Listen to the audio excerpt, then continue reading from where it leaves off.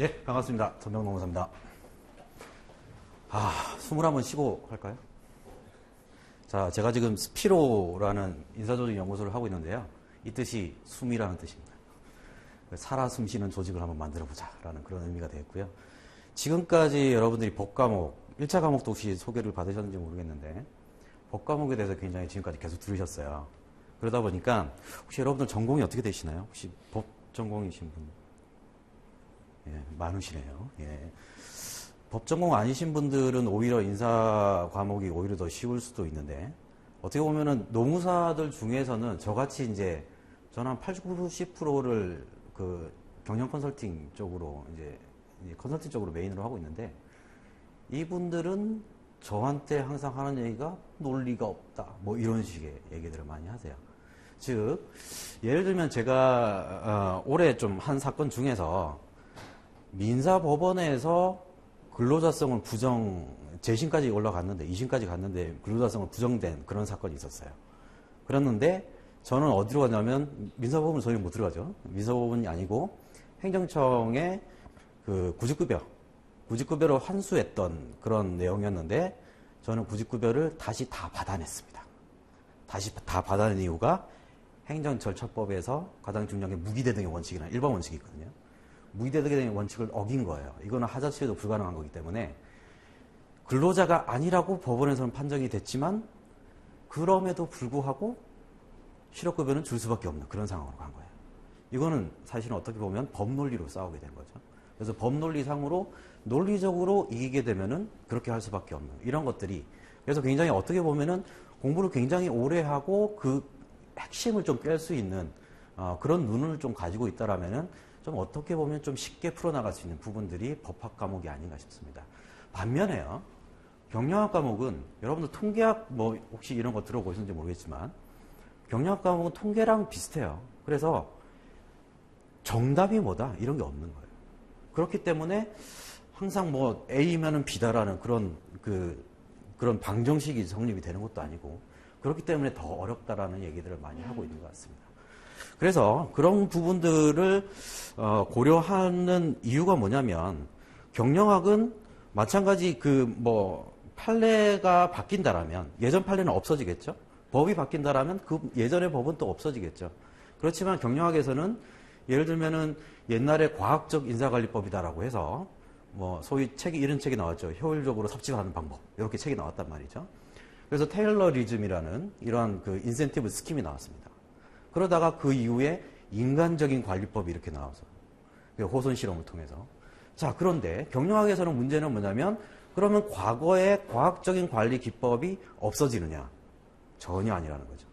그래서 과거에 있었던 과학적 관리법, 인간관계 기법, 이런 기법들이 모두 다 현실에서 다 적용이 되고 있는 기법으로 여러분들이 보셔야 된다는 겁니다. 그렇기 때문에 그러한 각각의 이론들은 과연 어떠한 배경 때문에 이러한 이론들이 나왔느냐, 이러한 방법론들이 나왔느냐 라는 부분들을 풀어나갈 수 있는 전반적인 전체를 볼 수 있는 이런 조감도식 그러한 비전이 우리가 필요하다는 거죠. 다시 말씀드리면요. 자, 요거는 앞 페이지로 다시 가고요. 다시 말씀드리면, 법학에서는 이러한 프레임워크 안에서 어떻게 해결을 하고 구조를 어떻게 짜고, 그래서 이렇게 구성이 되어 있으므로 이렇다라는 정답이 이렇게 있는 거라면, 경영학에서는 이러한 프로그램이 있습니다.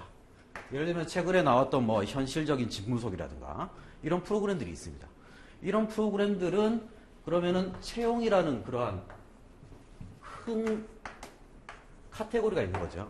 이러한 큰 카테고리 안에서 현재 어떠한 문제점이 있더라라는 부분들이 있습니다. 이러한 문제점이 있고, 이러한 문제점을 클로징하기 위해서 어떠한 프로그램들로 도입이 될 것이냐라는 이러한 새로운 프로그램들이 나오게 된 거죠. 요즘 우리가 과거에 시험을 보셨던 분들은 멘토링이라든지 OJT라든지 이런 여러 가지 프로그램들을 많이 개별적으로 공부를 하셨을 텐데, 이러한 부분들이 어떠한 문제점 때문에 나왔는가라는 부분들, 이런 부분까지도 연결을 시켜 주셔야 되는 거죠. 그 다음에 또 하나는 뭐냐면, 그 이후에 또 다른 프로그램이 또 나올 거예요. 또 다른 프로그램이 나올 겁니다. 그렇다면은 이 얘기는 뭐냐면, 이 프로그램이 이 갭 클로징을 만들기 위해서 만든 이 프로그램 자체가 어떠한 문제점을 또 가지고 있다는 거죠. 제가 지금 이 그림이 뭐냐면 경영 컨설팅을 할 때의 프로세스예요. as is가 어떻게 되느냐? 법률적으로 따진다라면은 사실관계가 어떻게 되느냐라는 부분이겠죠.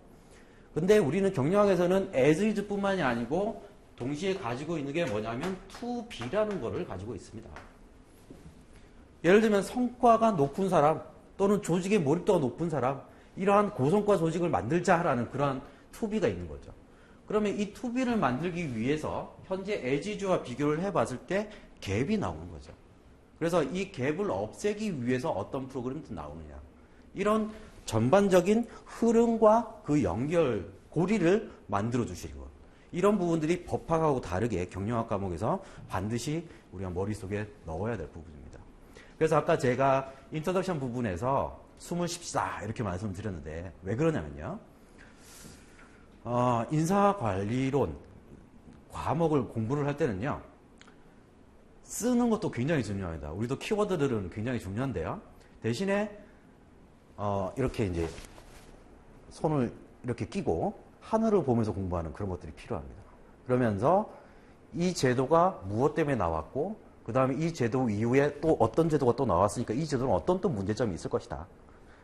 물론 쓰면서 하는 거는 이 제도 안에서 들어가야 되는 절차가 어떻게 되고 구성 요소가 어떻게 되고 이런 부분들을 보시는 것. 이런 부분들은 반드시 암기를 해주셔야 되겠지만 그 외에도 전후관계의 그런 흐름들을 반드시 익혀두시는 그런 공부 방법이 필요하다라고 볼 수가 있겠습니다. 자, 그럼 본격적으로 한번 들어가 보죠. 올해는 아직 채점평이 안 나왔어요. 채점평이 안 나왔는데 2015년도에 채점평을 좀 보시면 다른 과목들과 유사하게요. 인사관리로는 이제는 조금 실무적인 부분들로 많이 나온다라고 볼 수가 있을 것 같습니다. 아까 노동법에서는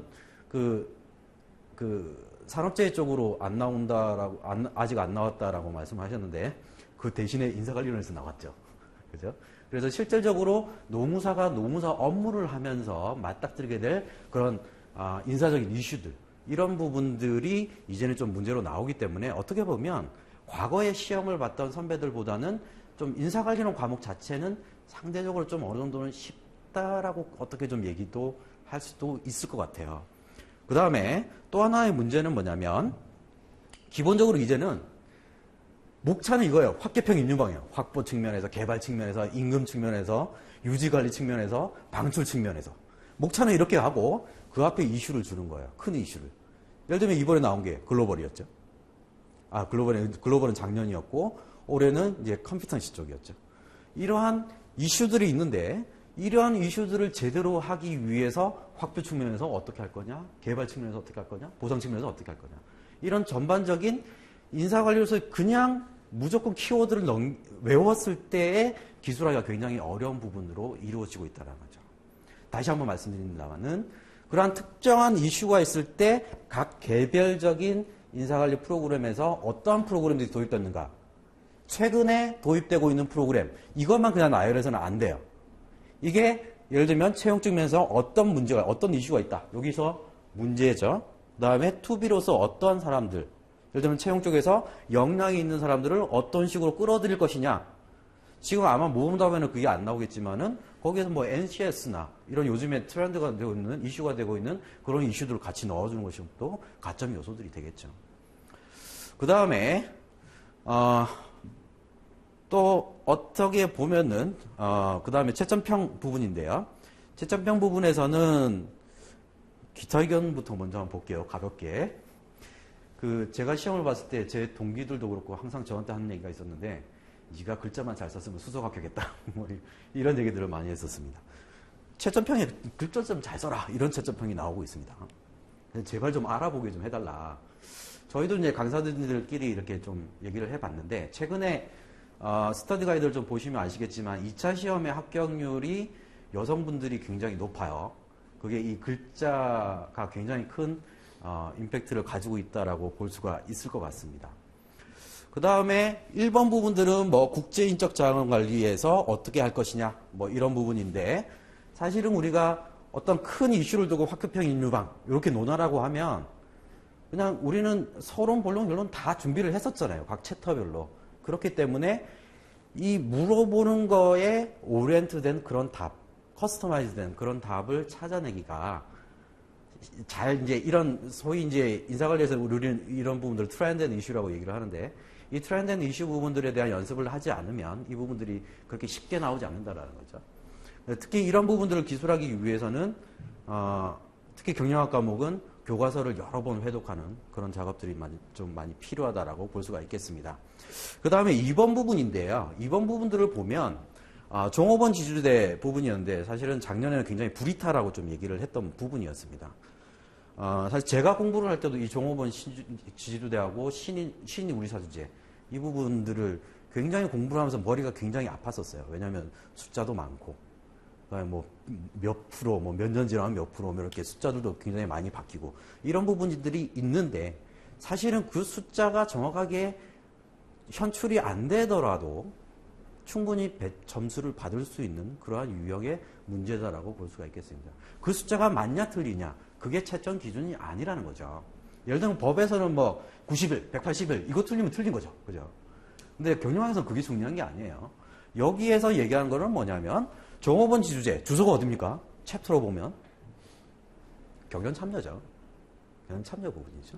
그러면 노사 관계 관리에서 경영 참여가 왜 필요하냐? 그런 히스토리들도 필요할 거고요. 또 하나 뭐냐면 여기서 말씀하는 거는 일반적인 예우가 아니라 일반적인 얘기를 다루는 것이 아니라 우리나라는 이러한 노사 관계를 관리하기 위해서 어떠한 특별한 노력을 했느냐 이 부분들 좀 현출해 달라라는 거였습니다.